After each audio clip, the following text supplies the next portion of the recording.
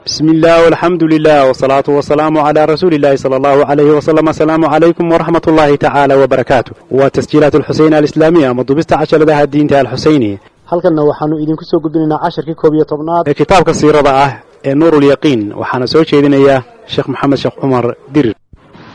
ونعوذ بالله من شرور أنفسنا ومن سيئات أعمالنا من يهده الله فلا مضل له ومن يضلله فلا هادي له وأشهد أن لا إله إلا الله وحده لا شريك له وأشهد أن محمدا عبده ورسوله صلى الله عليه وعلى آله وأصحابه وسلم تسليما كثيرا. وبعد، الإيذاء ونباتدي لسومري رسولك صلى الله عليه وسلم ودرسكي سيرتها هي التاريخ دي رسولك يا أصحابته مركا إيذاء قاسي waxa uu ka turjumayaa diintu inaanay ku imanin markii u horeysay gacmo loo fidiyay rasuulkii asxaabta iyadoo ama wadada oo loo rusheeyo wax lagu goglay arintu kuma imanin, laakiin waxa ay ku timid dood iyo dagaal iyo dadaal intaasoo isdaba socota. waqtigii hore iyadoo uu nabigu ku hirgelinayay dood dadaal adagoo sabirkiisa wata dagaal ku sii xigay. udcu ilaa sabiili rabbika bilxikmati waalmawcidati alxasana wajaadilhum bilatii hiya axsan ina rabbaka huwa aclamu biman dalla can sabiilih wahuwa aclamu bilmuhtadiin wain caaqabtum facaaqibuu bimidli maa cuuqibtum bih wala in sabartum lahuwa khayru lisaabiriin. waa inta aynu sheegay. waaya, marka halkan waxa uu sheekhu ku xusayaa tobaneeyo dhowdhow oo al-iidaa. iidaa adaagu waa dhibaatada, iidaana waa dhibaatadii dhibaatada rasuulka la soo mariyay ee asxaabta. tobaneeyo kuwii dhakada weynaa ee dhibaatada badnaaba xusi doonaa. haddii la isweydiiyo la idhaahdo ilaahay uu hiilin karayba rasuulkiisa uu jeceliyay ee dad oo dhan ugu jeceliyay khaliilkiisa ah, muxuu waxaan oo dhan u mariyey oo ugu salliday? xikmado badan baa ku jira. jiilkii ama qarnigii ugu fadli badnaa iyo nebigii ugu fadli badnaa inay soo mareen dhib aada u adag oon dadka kaleba soo marin. waxyaabaha ku jira waxaa ka mid ah ilaahay baa wuxuu xaqiijinayaa dadka tusinaya diintani inaanay ku soconaynin dariiqo automaatiga ama tilqaa'i la odhan karo si toos ahoo iyadoo ay iswado, laakinahaa tamshi wa tatatawar bijuhdin bashariyin jahiid. dadaal bani aadam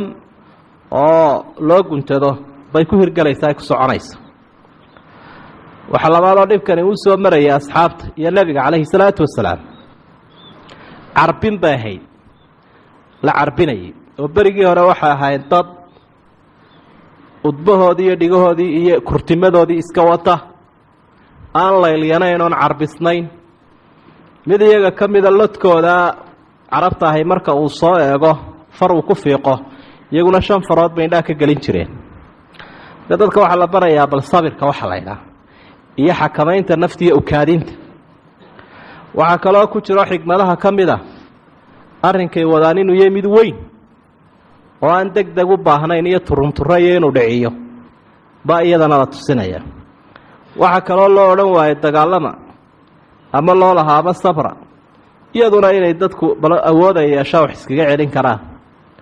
waxaa kaloo xikmadaha ka mid a inuu ilaahay darajaad u dallaco, ajrigoodana uu badiyo, qaarkoodna shahaado uu qoro. oo taa qudhigeedu dawaaka rasuul ka warramaya calayhi salaatu wasalaam,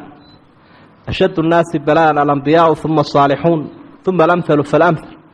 waxa ugu baliyay baas badan ambiyada iyo qofba qofku ka wanaagsan yuu ka iimaan badan yahay.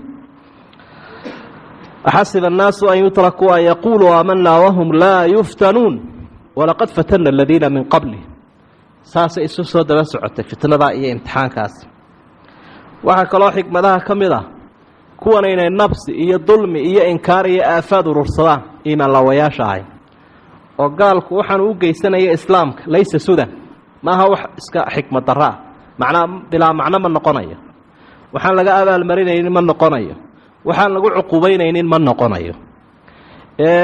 wuxuu sidaa u dhibin listo oo uu kibro oo uu karkaarka jabiyada marka dambe ilaahay kodada weydaarinaya halkaasuu booraanbu ku duulaya xalla waxa aad arkaysa ee dumaya awoodo ay kufaartu leeyihiin dhiilkoodii baa buuxsamay adhaxjabkan ku faraha badanaya waxa weeye dulmiga oo dulmiga daalinka laftiisa oo gaalku u weeye waa loo qabanaya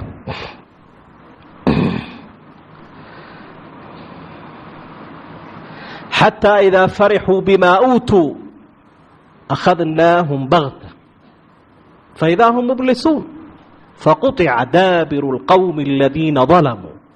cirbahan gooye baa ilahay gam ayaa laga dhigay nimankii kibirsanaa ee farxayay meel aan laga filayn buu ilahay kaga soo baxaya marka almustahzi'uun kuwa ku dheeldheelayay nebiga calayhi salaatu wasalaam waxaa ka mid ahaa abulahab cabdulcuza bnu cabdilmualib nebiga adeerkii weey wuxuu samayn jiray oo adiga arki doona qurunku ku tuuri jiray albaabka nebiga mustahzi'iintan iidaaga samayn jiray kuwan asxaab aliidaa magacooda qur-aanku wuxuu u bixiyey almustahzi'iin suurat lxijri akhirkeeda haddaad akhrido ilaahay baa wuxuu ihi fastac bimaa tu'mar wa acrid can ilmushrikiin innaa kafaynaaka almustahzi'iin dhiisha kala jabiyo warka caddee anaa kaaga filaanaya kuwa kugu jeesjeesaya aladiina yajcaluuna maca allaahi ilaahan aakhar fasawfa yaclamuun way garan doonaan buu ilahay marka siduu ilaahay ugu filaaday ina rabbaka la bilmirsaad si cajiibay ahayd tale ninkaa abulahab oo kale xanuun yarun baaba ku dhacay oo marabulcadasa la ydhaah kow alwaliid ibnu muqiira baa ka mida sidaynu arki doonno maqaaladiisana waxa aynu ku arki doonaa deriska waxaa ka mida abujahal camru bnu hishaam baa la odhan jiray maalintii beder waa ti afka dhulka loo daray ibnaa cafraa labadaa inana reer ansaareeda ninka soo rogay buu ahaa mar kasta oo muxamed uu sanamyaashiina wax ka sheego idinkuna ilaahaysa caaya soomaaliya ilaah caayaya soomaad arag in abijahal dheh abijahal baa ilaahay caay jir markaasaa ilaahay uhi walaa tasubu aladiina yadcuuna min duuni illaah fayasubu allaha cadwan bikayri cilm waa iyo ilaahay caayana waxbaha caayana baa ilahay uhi sanamyaashooda waxaa xunxunka ah annadr bnu xaarif ayaa ka mid ahaa nimanka ah kutubta reer eeraan buu soo akhriyi jiray iyo farisiinta dabacaabudka ah yuhuudda iyo kiristankana wuu dhex boodi jiray dadkuu dabeedna ku daldali jiray waxa wax uu ku canjiraya qur-aanka ninka yidhi buu ahaa canaad halka uu ka gaadhay allahuma in kaana hada huwa alxaqa min cindika faandir calayna xijaarata min aلsamaaءi aw itina bicadaabin aliim xallo wuxuu hayay ilaahay uu soo daa buuhi moxamed hadduu xaq ku sugan yahay ninkaa isaga ah waxa soo qabtay miqdaad ibnu اlswad markaasuu nebigu faray in qoorta laga jaro mid loo dul qaadan kara maha kani cuqbat bnu abi mucayd ninka la odhan jiray alabowi ayaa ka mid ahaa waynu arki doonaa falka uu sameeyey aadka u foosha xumaa ninka qurunka ka dul saaray buu ahaa nebiga qoortiisa calayhi salaatu wasalaam raggii maalintii beder la soo qabtay buu ahaa isagoo garbaduuban baa rasuulka loo keenay markaasuu uhi qoorta ha loo dheereeya nebigu calayhi salaatu wasalaam waa ninkuu nebigu ku sifeeyey buu ahaa qudaaru hadihi lumma qudaar binu saalif ninkii la odhan jiray hashii nebi saalix dilay ayuu u egeysiiye oo wuxuu lahaa waa qudaarka ummadda ninkani alaswad ibnu cabdilyaquuf ibnu cabdiyaquuf ayaa ka mid ah waxa uu ahaa ninka marka uu arko fuqarada muslimiinta bilaal iyo khabaab iyo suhayb iyo markay ka soo horbaxaan maka dhexdeeda intuu qosol adinka taaga ayuu odhan jiray marka saaxiibadiisa kale isagoo farta ugu fiiqaya haaulaa'i muluuku lard aladiina yarihuuna mulka kisra uryaa waa ragga adduunyada dhexlaya waa raggan ragga adduunyada dhexlaya ee kisra kursigiisa qaadan doona iyo boqortooyooyinka waaweyn waa raggan aad arkaysa halkan hayruufaya marka waa jees jees nabigana wuxuu ku odhan jiray amaa kullimta alyawma min asamaa ya muxamed oo miyaan maanta samadii lagala hadal samadii miya iska aamustay jariiradii samada iga sheeg buu odhan jiray wax maalin maalmaha ka mida ayuu baxay laydhun baa ilaahay uu mariyey samuum wejigiisa ayaa madoobaaday kadibna famtala'a qayxan famaat malax baa dhaamisay malaxii ku dhaamisay jidhkiisiiba gebigiisiiba malax buu la fushuuqay waaye alxaaris ibnu qays sahmi baa ka mid ahaa kuwa aad buu sanamyaasha u jeclaa waanu hadal hayn jiray waa ka ilaahay uu ku soo dejiyay farayta man ittakhada ilaahahu hawaah waadallahu allahu calaa cilmi wakhatama calaa samcihi wa qalbi wajacala calaa basarihi gishaawa isaguna wuxuu ku dhuftay u liqay laf kalluun lafta aroostilo la yidhahda indhaha ka soo saartay waxaa ka mid ahaa ubay ibnu khalaf waa ninkii rasuulka sala allahu calayh wasalam aada ugala murmi jiray aakhiro waxa aakhiro la yidhaha ku daalina buu odhan jiray maxamedna anaa qancinaya halkeer buu ka soo qaaday laf duqad iyo noqotoo duugowday dabadhilif adhiyoo duugoobay buu halkan ka soo qaaday nebiguu isla hortaagay fafatahu amaamah nebiga hortiisu sidaa ugu burburiyey markaasaa wuxuu ihi qaala man yuxyi lcidaama wahiya ramiim warma taasaad imika leedahay sidaa u duqadda noqotay baa la soo celinaya maxase dadka ugu sheekaynaysa waaya suuratu yaasiin aakhirkeedaa ilaahay ugu jawaabay waa qisadiisana in baynu ku haynaa halkan waxaa ka mid ah abuqays ibnu muqiira xamse ayaa indhaha ka soo saaray maalintii beder ragguu khaarajiyey buu ahaa alcaas ibnu waa'il ayaa isna ka mid ahaa alcaas ibnu waa'il waa asxaabigii qaaliga ahaa ee camru bnu lcaas la odhan jiray camru bnu lcaas ee maka furay ninkii dhalay weeye ninkaasi maqaalad isagana taariikhdu ay reebto fool xun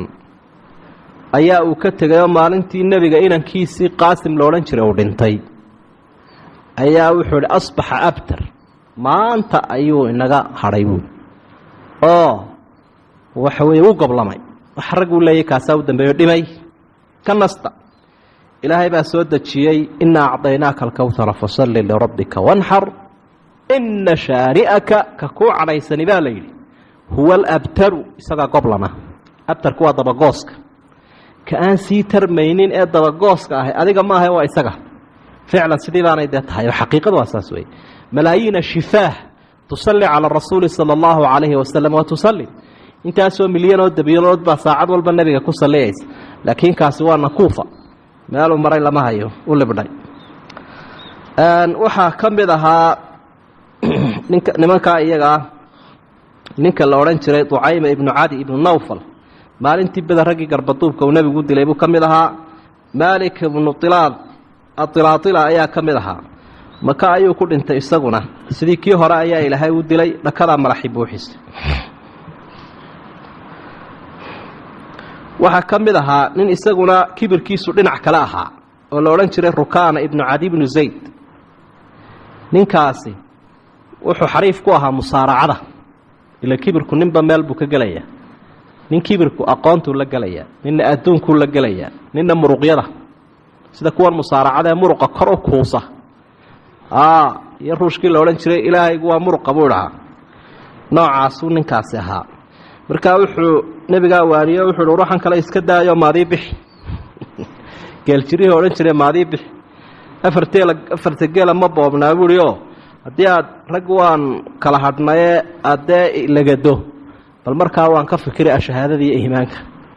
walaalkay la gashee kibirka waxa la idhaahdo rasuulku sala allahu calayhi wasalam dee waaba ishubayba laftiisuye waa yahay buuhi afarta geelaa la boobay 3 jeer buu hawada u diray nabigu calayhi salaatu wasalaam 3 jeer ayuu lagday wadacaahu ila alislaam markaa islaamkiiba ugu yeedhay ila saasaa ballantu ahayde yaa haddii aad ilagado waan ku rumaynayaaba heedoo waan taagaya gacantan taagaya ma yeelin ballantiibuu ka baxay gaal ballan ma leh markaa wuxuu yihi waxa aan ku kabi lahaa intii hore heshiiskii hore geedkan isagaa inaad soo dhaqaajiso geed meesha yaallay geedow soo dhaqaaq buui isagana gaal waa lala gurinayaa geedkiina uu soo dhaqaaqay afkala qaad bay ku noqotay waxau ihi haadaa sixrun saxarahaa falyurjic ilaa makaaniha war waa sixir geedka halkiisii iskaga celi buui nimankaasi marka ilaa adigu dhowr iyo 10 baynu sheegnay 3 iyo 10 4 iyo 10 meelaha qayb ka mida iyo falal noocan oo kale halkan uu sheekhu ku sheegi doonaa cumuuman halkaa waxaa kaaga muuqanayo natiijadu ay noqonaysaa ama alcibar oo meesha ka soo baxay xikmadaha hore aynu u sheegnay baa ku jira waxaa kalood arkaysaa xishood inaanay lahayn waxaa la yidhaahda iimaan la-aantu iimaan la-aanba ayaa kibir iyo xishood darro iyo insaani darro intaba iska leh waxaa halkaa kaloo kaaga muuqanaya inaanu waxba warwarin oonu calaancalin qofka mu'minka iimaankiisa iyo islaamkiisa iyo diintiisa iyo dalkiisa lagu haystaa laakiin wixii la gudban inuu yeelo maadaam cidda aynu ku dayanayno ilaahay uu ku dayasho fiican baa idinku sugan rasuulkii asxaabta arrinkoodu dee uu kan yahay alidaa waraa rasuulullaahi sala allah